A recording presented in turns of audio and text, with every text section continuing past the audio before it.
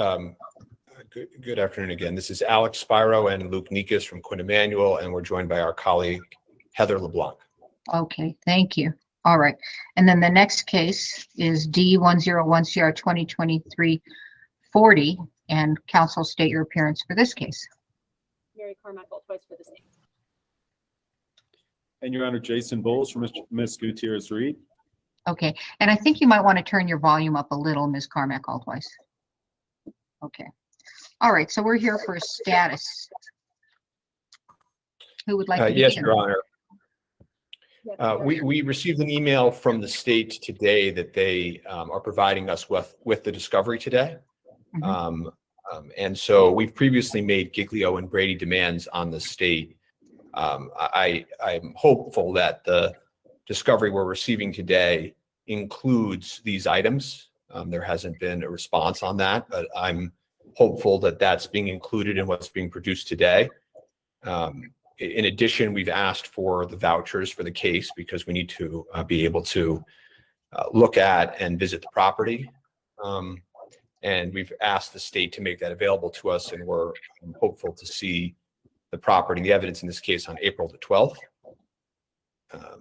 The court, I don't think, is aware at this point, but I think I should tell the court that the firearm in this case, that's a great subject of it, was destroyed by the state.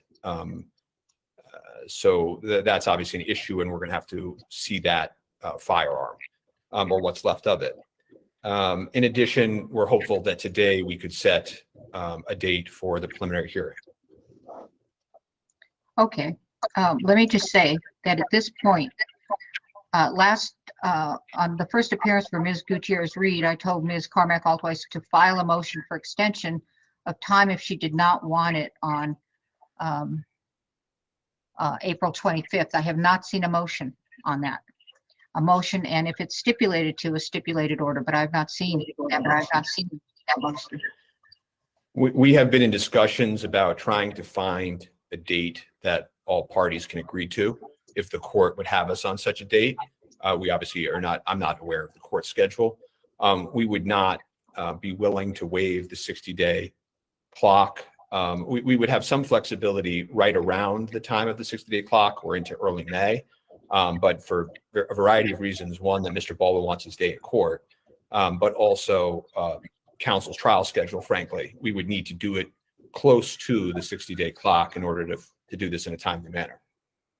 And Your Honor, that is correct. I didn't know about this April 12th date. Mr. Spiro, I will talk with you offline about trying to get that set up. I would agree that April 25th is the 60-day date. Actually, I had it calculated as April 24th. I have not filed a motion yet, Your Honor.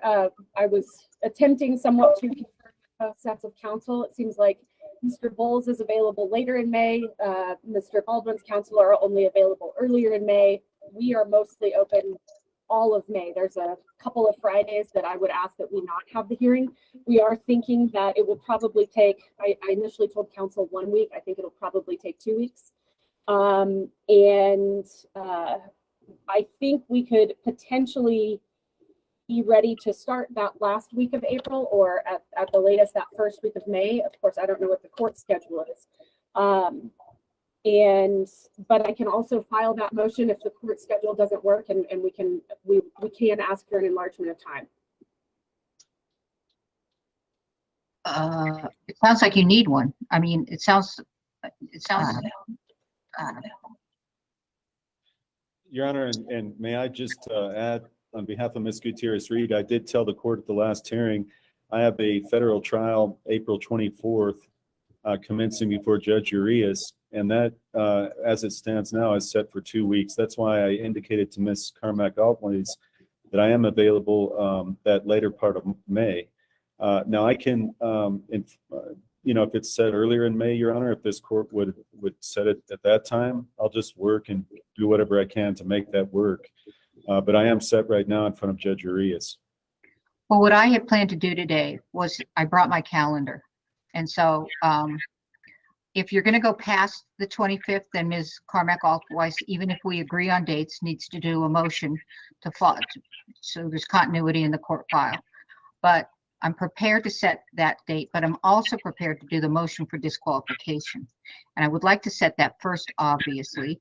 And the reply deadline is March 21st, but that's up to you whether you want whether you're going to turn it in sooner. So are we at a point where we could talk about dates today? Yes. Yes, Your Honor. Okay, so let's talk about them. Let's do the motion for disqualification first, knowing that it's up to Mr. Baldwin's counsel whether they want the hard time of the 21st or whether they want shorter or longer. Yes, Your Honor. We could have that in on the 20th. We're already into next week at this point, being the week before the 21st. So we couldn't have it in much. I wouldn't want to commit to having it in much earlier, but we could have the hearing immediately thereafter as soon as the court was able. Okay, well, I have my calendar up. So when do you think you all could do that? And certainly it would be on Google Meets, unless anyone's asking for it to be in person. I don't know why that would be. And that would be also you, Mr. Bowles. Yes, Your Honor. All right, let's start with Mr. Spiro, because Ms. Carmack-Altwise said that she was open. So why don't you give me some dates and how long, is this a day-long hearing? I don't believe so, Your Honor. It sort of depends on the court and the questions that the court may have.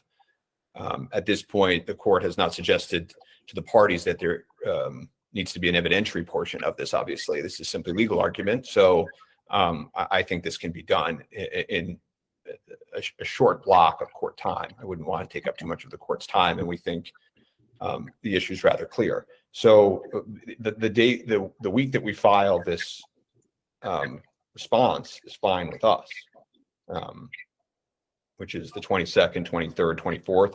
Obviously, if the court wants time to read and digest, I don't know the court schedule, our reply, it could be the following week as well. But we do think this issue should be dealt with, obviously, in a time-sensitive manner. And I would agree with that, Your Honor. I would ask that you set it the week of the 27th, not the week before. All right, is counsel able to hear Ms. Carmack-Altwise? Not very well. Not well, Your Honor. Can you turn up your volume?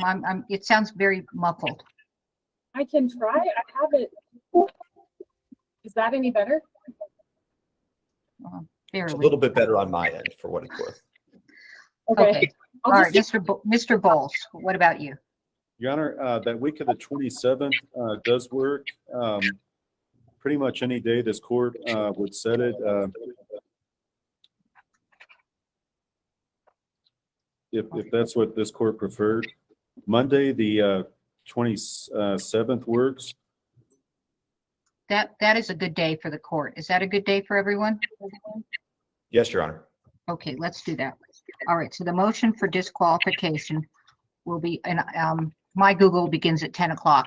We share Google here. So 10 o'clock Mountain Time. Would that work for everybody? Yes, Your Honor. Yes, Your Honor. Okay, so we have that set. All right, next up, let's discuss the preliminary.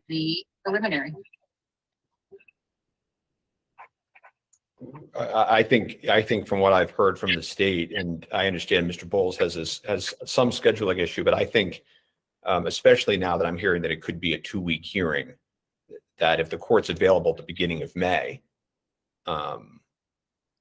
we would like to start as early in May as possible. So Ms. Carmack-Altwise, I just learned from IT that to stop the echoing, you need to mute your computer when you're not speaking. Okay. So you said the first week in May, but she said 2 weeks. So are we doing the first 2 weeks in May? That's fine with Mr. Baldwin's counsel. It's also fine with the state, Your Honor. I don't think that works for Mr. Bowles, though. For who? Mr. Bowles. Oh, okay. And Your Honor, I may be overruled. I just, my federal trial will probably go into that week. However, I mean, I don't know if this court could even start Wednesday, May 3rd to give it a few more days. That would be fine with Mr. Baldwin's counsel. That's also fine with the state. All right, so I'm going to May 3rd and May 17th is when you think you're going to finish?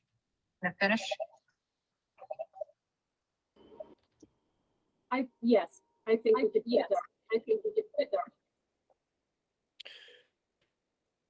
Your Honor, as the court's aware, the state has filed a lengthy witness list. I believe there's 46 witnesses. It's grown at least once.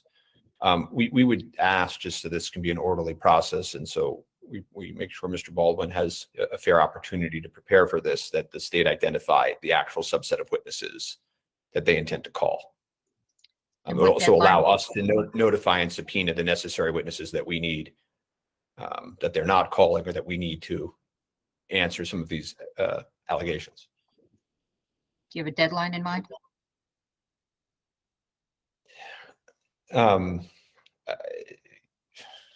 I would think that the state would be in a position already, frankly, to tell us at least which witnesses they are certain they are calling and some witnesses that they are not. So I would ask for a good faith roadmap, at least at this point, of what they do know. And then maybe, 3 weeks from now, a month from now, they can tell us exactly who they intend to call, and it can be subject to minor adjustment, obviously, but that at least gives us a roadmap. And then maybe 2 weeks before the hearing, we sort of have a final list so that we go into it all knowing and it can map out the schedule for everybody. And Your Honor, I would object to that. There is no rule that requires that for a preliminary hearing. We have filed our witness list. If we narrow it down when we determine that we're going to, I will let defense counsel know, but I would ask that you not give us a deadline for that. Well, I think it's reasonable to have a deadline, especially with 46. We've got a 2-week trial here. I would think that there'd be a certain point where you really had a certainty. So then I would ask for a week to 2 weeks prior to the preliminary hearing. The And February hearing? Did you say the February hearing? The preliminary Oh, hearing. preliminary hearing. Okay. Mr. Spiro? Yeah, and I would ask for at least, it sounds like the state can do it, and it's not objecting to a 2-week. At a minimum, we would ask for 2 weeks. Council's obviously traveling to attend this and has other trials before and after this, and to do this in. I think we're pretty close. You asked for a month. That would have been about the 9th or the 10th. She's asking for 2 weeks. That's the 17th. It's another Monday from the 10th of April. So the 17th will be the deadline. Okay? Thank you, Your Honor. All right. So what you'll need, I will need from you, Ms. Carmack Altweiss, before I move the April 25th date, is a motion. And then you can note their stipulation for May 3rd. I will get that done. Thank you. Okay, so have we been, are we clear on what we're going to do? So shall I just repeat? March 27th at 10 o'clock. It's a Monday. We're going to do the motion to disqualify.